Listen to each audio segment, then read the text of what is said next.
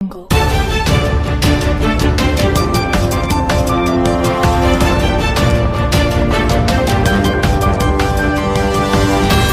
Jungle.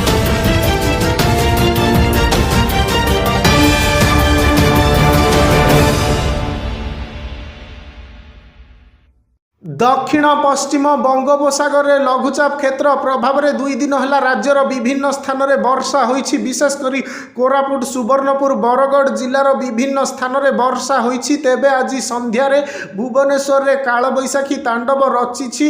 अचानक पाग परिवर्तन सहित झड़ तोफान और वर्षा होइथिला। पात्रपड़ा आईगिणिया दुर्गा मंडप पाखरे एक बड़ होर्डिंग भुशुड़ी पड़ू जनकर मृत्यु घटी। एकाधिक दोकान घर मध्य भांगी जाइछि। आसंता काली 5 जिले में वर्षा नहीं पाणीपाग विभाग येलो वार्निंग जारी करिछि। सेही जिला गुड़िक है मयूरभंज बालेश्वर भद्रक केन्द्रापड़ा एवं केन्दुझर एसबू जिले में बिजुली और घड़घड़ी सह वर्षा एवं पवन संभावना रही। दक्षिण पश्चिम बंगोपसागर में सृष्ट लघुचाप क्षेत्र सक्रिय रही।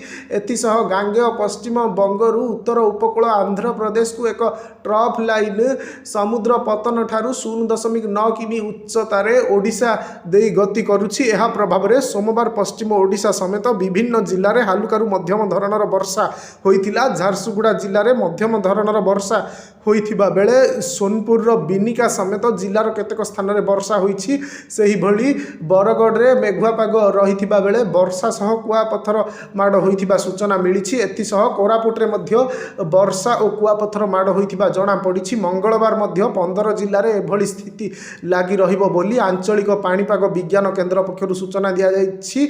मंगलवार बालेश्वर भद्रक जाजपुर केन्द्रापड़ा कटक पुरी खोर्धा जगतसिंहपुर नयागढ़ गंजाम गजपति मयूरभंज केन्दुझर सुंदरगढ़ और ढेंकानाल जिलार विभिन्न स्थान में वर्षा सहित घड़घड़ी बिजुली हेबा नहीं येलो वार्निंग जारी करा जाइछि। एथिसह 30 ରୁ 40 किमी बेगर पवन बहिबा नहीं पूर्वानुमान करा जाइछि।